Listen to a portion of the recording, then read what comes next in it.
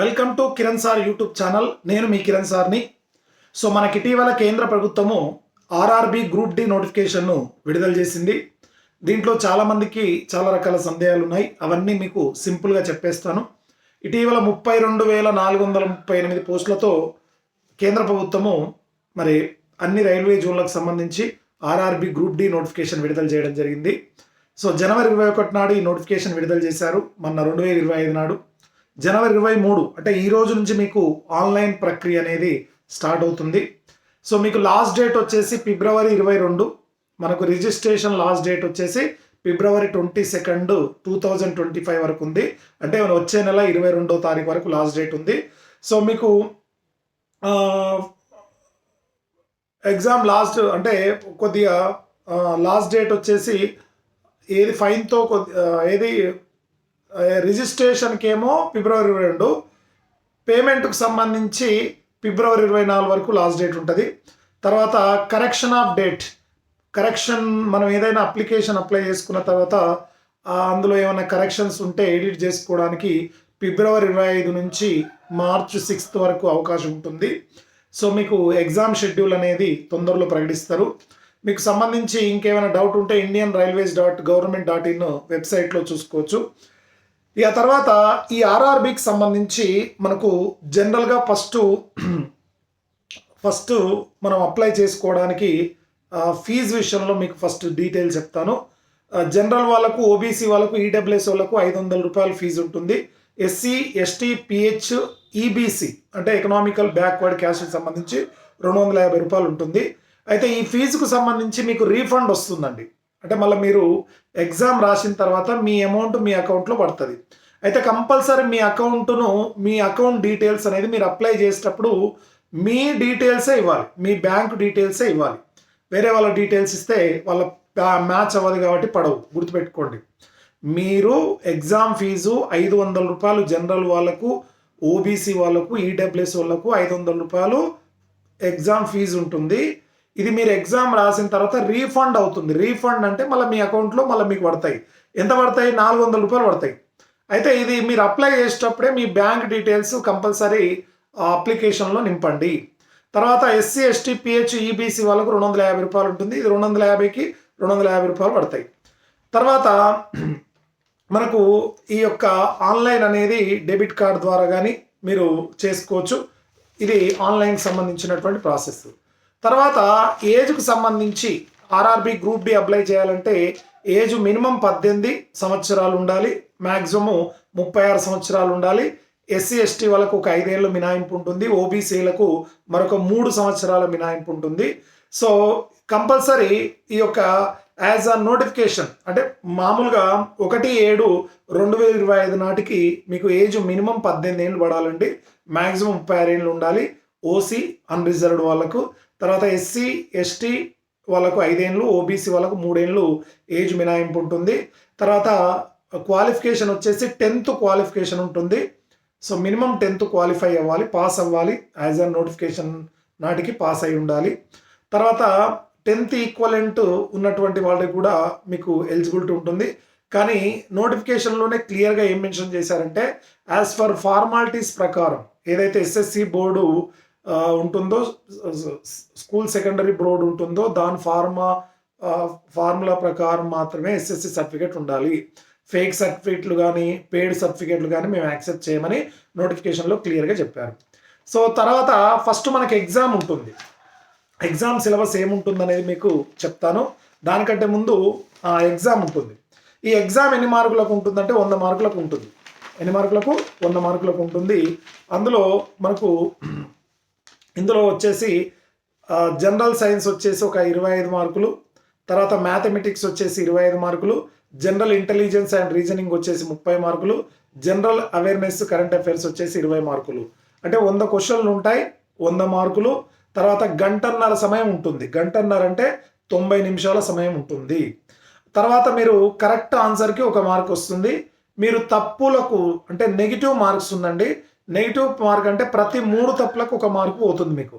మీరు 3 తప్పులు చేశారనుకోండి, మీకు వచ్చిన మార్కుల్లో 1 మార్కు తగ్గిపోతుంది. అంటే మీకు ఏముంటుంది అంటే ఈ యొక్క అంటే రాంగ్ క్వశ్చన్ చేసిన వాళ్ళకి నెగిటివ్ మార్క్ అనేది ఉంటుంది. ప్రతి 3 తప్పులకు 1 మార్కు మీకు కట్ అవుతుంది. ఫస్ట్ ప్రాసెస్ ఎట్లుంటుందంటే ఫస్ట్ ఎగ్జామ్ ఉంటుంది. మీరు అప్లై చేసిన తర్వాత రిటర్న్ ఎగ్జామ్ ఉంటుంది. ఈ రిటర్న్ ఎగ్జామ్లో ఎవరైతే రాస్తారో క్వాలిఫై అవుతారో వాళ్ళను 1:3కి ఫిజికల్ పిలుస్తాడు. ఎంత పిలుస్తాడు? ఒక పోస్టుకు 3 పిలుస్తాడు. తర్వాత ఏముంటుంది? మీకు ఫిజికల్ ఎఫిషియన్సీ టెస్ట్ ఉంటుంది. తర్వాత మెరిట్ లిస్ట్ ప్రకటిస్తారు, డాక్యుమెంట్ వెరిఫికేషన్ పిలుస్తారు. అయితే ఫిజికల్ ఎఫిషియన్సీ టెస్ట్ అనేది ఏదైతే ఉందో అది మెజర్మెంట్స్ ఎట్లుండాలని చెప్తాను. డాక్యుమెంట్ వెరిఫికేషన్ మాత్రం 1:1 పిలుస్తారండి, 1:2 పిలవడు. ఓన్లీ ఎగ్జామ్ రాసిన తర్వాత ఫిజికల్కు మాత్రమే 1:3 పిలుస్తాడు. ఫైనల్ రిజల్ట్ అనేది 1:1 పిలుస్తాడు డాక్యుమెంట్ వెరిఫికేషన్కి. మీకు డాక్యుమెంట్ వెరిఫికేషన్ వచ్చింది అంటే మీకు జాబ్ వచ్చినట్టే లెక్క. తర్వాత మీరు ఎగ్జామ్ సంబంధించి సిలబస్ వచ్చేసి 100 క్వశ్చన్లు 100 మార్కులు ఉంటాయి, 90 నిమిషాలు ఉంటాయి. సో ప్రతి 3 తప్పులకు 1 మార్క్ పోతుంది, అంటే నెగిటివ్ మార్క్ ఉంటుంది. సిబిటి అంటే కంప్యూటర్ బేస్డ్ టెస్ట్ అనేది ఉంటుంది, ఆఫ్లైన్ ఉండదు, ఆన్లైన్ ఎగ్జామ్ అని అర్థం. ఓకేనా? తర్వాత ఎగ్జామ్ రాసిన తర్వాత కంపల్సరీ మినిమం క్వాలిఫై కావాలి. సో అన్రిజర్వ్డ్ వాళ్ళు కానీ ఓసీ వాళ్ళు కానీ ఈడబ్ల్యూఎస్ వాళ్ళు కానీ 40% రావాలి. 40% అంటే 40 మార్కులు రావాలి కంపల్సరీ. మీరు 40 మార్కులు వస్తేనే క్వాలిఫై. తర్వాత ఎస్సీ ఎస్టీ వాళ్ళకు 30% అంటే 30 మార్కులు రావాలి. ఓబీసీ వాళ్ళకు కూడా 30% అంటే 30 మార్కులు రావాలి. అన్ని మార్కులు వస్తేనే మినిమం క్వాలిఫై అవుతారు మీరు. అవునా? సో క్వాలిఫై అయితేనే 1:3 లెక్కన తీసుకుంటాడు, లేకపోతే తీసుకోడు. తర్వాత మీరు ఓబీసీ సర్టిఫికేట్కి సంబంధించి నాన్ క్రిమి లేయర్ అనేది కంపల్సరీ ఉండాల్సినటువంటి అవసరం ఉంటుంది. తర్వాత మీరు ఎగ్జామ్ రాసిన తర్వాత 1:3కి పిలిచిన తర్వాత మనకు జనరల్గా ఎట్లుంటుందంటే ఫిజికల్ ఎఫిషియన్సీ టెస్ట్ ఉంటుంది. అందులో 100 మీటర్స్ పురుషులకైతే 100 మీటర్స్ పెడతారండి. 100 మీటర్స్ ఉట్టిగానే పెట్టారు. 35 కేజీల బరువుతో మీ పైన 35 కేజీల బరువు వేసి 100 మీటర్స్ పెడతారు. అది 2 నిమిషాల్లో కొట్టాలి, మీరు 2 మినిట్స్లో కొట్టాలి. తర్వాత అది క్వాలిఫై అయిన తర్వాత 1 కిలోమీటర్స్ అంటే 1000 మీటర్లు అంటారు. 1000 మీటర్లు అంటే 1 కిలోమీటర్ని 4 నిమిషాల 15 సెకండ్లో కంప్లీట్ చేయాలి. ఎన్ని నిమిషాలు? 4 minutes 15 secondsలో కంప్లీట్ చేయాలి. ఒక ఛాన్సే ఉంటుందండి, ఒకసారి మిస్ అయితే మళ్ళీ రెండోసారి తీసుకోరు.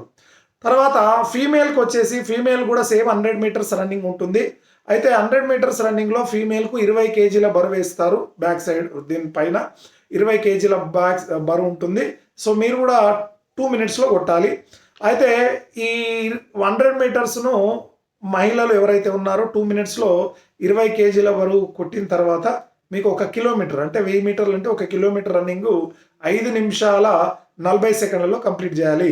ఈ 5 నిమిషాల 40 సెకండ్లలో 1 కిలోమీటర్ని కంప్లీట్ చేయాలి. ఒక ఛాన్సే ఉంటుంది, మళ్ళీ ఒకసారి మిస్ అయితే రెండో ఛాన్స్ అనేది ఇవ్వరు. తర్వాత మీరు క్వాలిఫై అయిన తర్వాత మీకు ఇక ఏముంటుంది? సర్టిఫికేట్ వెరిఫికేషన్ అనేది, డాక్యుమెంట్ వెరిఫికేషన్ అనేది వస్తుంది. సో మరి ఈ ఆర్ఆర్బి గ్రూప్ డి ఎగ్జామ్ సంబంధించి బేసిక్ పే మీకు 18,000 రూపాయలు మినిమం బేసిక్ పే ఉంది. అంటే మీకు అన్ని అలవెన్సెస్ కలుపుకొని దాదాపు 33,000 నుంచి 35,000 రూపాయల జీతము వచ్చే అవకాశం ఉందండి.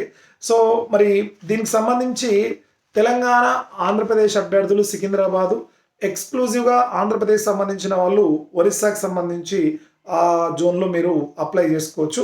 అయితే సికింద్రాబాద్ జోన్కి సంబంధించి జనరల్ వాళ్ళకు 710 పోస్టులు ఉన్నాయి, ఈడబ్ల్యూఎస్ వాళ్ళకు 136 పోస్టులు ఉన్నాయి, ఓబీసీ వాళ్ళకు 415 ఉన్నాయి, ఎస్సీ వాళ్ళకు 235 ఉన్నాయి, ఎస్టీ వాళ్ళకు 144 ఉన్నాయి. ఈ సికింద్రాబాద్ జోన్ వచ్చేసి 1642 పోస్టులు ఉన్నాయి. అయితే ఈ ఆర్ఆర్బి గ్రూప్ డికి సంబంధించి ఎలాంటి I2 కానీ చెస్ట్ కానీ ఎలాంటి మెజర్మెంట్ చూడరు. I2 చెస్ట్ ఏమీ కొలవరు, క్లియర్గా నోటిఫికేషన్లో ఇచ్చారు. తర్వాత మీరు ఎగ్జామ్ రాసే సందర్భంలో మీకు సెంటర్ ఎక్కడైతే పడుతుందో మీరు అక్కడ ఫ్రీ ట్రావెల్ చేయొచ్చు. అంటే రైల్వేలో ఇప్పుడు ఫర్ ఎగ్జాంపుల్ హైదరాబాద్ నుంచి వరంగల్లో పడ్డదనుకో సెంటర్, హైదరాబాద్ టు వరంగల్ వరకు ఫ్రీ ట్రావెల్ చేయొచ్చు. మీకు ఎటువంటి బస్ టికెట్ రైల్వే ఛార్జీలు అనేవి తీసుకోరు. అది రైల్వేలో మాత్రమే, మళ్ళీ బస్సులు ఉండదు, రైల్లో మాత్రమే ఫ్రీ ట్రావెల్ చేయొచ్చు. మీరు అది చూపిస్తే మీకు ఆ బస్ మన ఎగ్జామ్ సెంటర్ వరకు ఫ్రీగా మీరు ట్రావెల్ చేయడానికి అవకాశం ఉంటుంది. ఓకేనా? తర్వాత మీరు ఈ ఎగ్జామ్ సంబంధించి జనరల్గా చాలామందికి డౌట్ వస్తుంది ఏంటంటే ఏమేమి సిలబస్ ఉంటుంది అనేది డౌట్ వస్తుంది. మీకు ఇంతకుముందే చెప్పాను. సో ఏమేమి సిలబస్ ఉంటుంది? మ్యాథ్స్, జనరల్ ఇంటెలిజెన్స్, తర్వాత జనరల్ అవేర్నెస్ అనేటువంటి పార్ట్ ఉంటుంది. మ్యాథ్స్లో మీరు చూసుకున్నట్టయితే number system, BODMAS, decimals, fractions, LCM, HCF, ratio and proportions, percentage, mensuration, time and work, time and distance, simple and compound interest, అవునా, తర్వాత ప్రాఫిట్ అండ్ లాస్, తర్వాత algebra, తర్వాత జియోమెట్రీ, తర్వాత ట్రినామెట్రీ, తర్వాత elementary statistics, square root, calculation, calendar and clock and pipes, ఇవన్నీ కూడా మీకు సిలబస్లో ఉండేటువంటివి మ్యాథ్స్. రీజనింగ్ వచ్చేసి analogies, alpha, number series, coding and decoding, mathematical operations, Venn diagrams, data interpretations and so అలా మీకు రీజనింగ్ ఉంటుంది. జనరల్ అవేర్నెస్లో సైన్స్ అండ్ టెక్నాలజీ, స్పోర్ట్స్కు సంబంధించి క్రీడలకు సంబంధించిన అంశాలపైన, అంటే ఇటీవల జరిగినటువంటి ఒలింపిక్స్ క్రీడలు కావచ్చు, ఇటీవల జరిగినటువంటి క్రీడలపైన ఇప్పుడు భారతదేశం ఇటీవల మొట్టమొదటి ఖోఖో ప్రపంచ కప్ను గెలిచింది. అట్లాంటి అంశాలు అడుగుతాడు ఒలింపిక్స్ విషయంలో కానీ, ఖోఖో విషయంలో కానీ, హాకీ విషయంలో కానీ, ప్లేయర్ల విషయంలో కానీ అవి. తర్వాత కల్చర్కి సంబంధించి, సాంస్కృతిక విషయాలకు సంబంధించి, తర్వాత పర్సనాలిటీస్కి సంబంధించి, తర్వాత ఎకనామిక్స్కి సంబంధించి, తర్వాత పాలిటిక్స్కి సంబంధించి, పాలిటిక్స్ అని క్లియర్గా సబ్జెక్ట్ మెన్షన్ చేశాడు. సో పర్సనాలిటీస్, ఎకనామిక్స్, పాలిటిక్స్ అనే పదం క్లియర్గా వాడాడు. అంటే ఖచ్చితంగా పాలిటీ నుంచి 5 నుంచి 7 మార్కులు ఖచ్చితంగా మీకు వస్తాయి. ఇటీవల ప్రస్తుత భారత రాష్ట్రపతి ఎవరని, సో ఇటీవల సుప్రీంకోర్టు ప్రధాన న్యాయమూర్తి ఎవరు నియమితులయ్యారని, ఇటీవల అటార్నీ జనరల్ ఎవరు నియమితులయ్యారని, లేదా సుప్రీంకోర్టు ప్రధాన న్యాయమూర్తిని ఎవరు నియమిస్తారని, ప్రధానమంత్రి ఎన్నిక ప్రత్యక్ష ఎన్నికన పరోక్ష ఎన్నిక, ఇలాంటి ప్రశ్నలు రేపు మనము సో చూసుకోవాల్సినటువంటి అవసరం ఉంటుంది. సో కాబట్టి ఇట్లా సిలబస్ అనేది ఆ రకంగా ఇవ్వడం జరుగుతుంది. తర్వాత సర్టిఫికేట్ అనేది ఫార్మాలిటీస్ ప్రకారం ఉండాలి. ఈ ఆర్ఆర్బి గ్రూప్ డి కానీ ఇతర పోటీ పరీక్షలకు కానీ కిరణ్ పబ్లికేషన్ నుంచి కిరణ్ సార్ పాలిటీ బుక్ అని ఉంటుంది. ఇది మీరు చదువుకోండి. అప్డేటెడ్ వర్షన్ 10th ఎడిషన్ వచ్చిందండి. ఇది మీరు చూడండి ఒకసారి. తర్వాత దీంతో పాటు మీకు బిడ్ బ్యాంక్ ఉంటుంది, Kiran sir polity bit bank. ఇది కూడా మీరు తీసుకునే ప్రయత్నము చేయండి.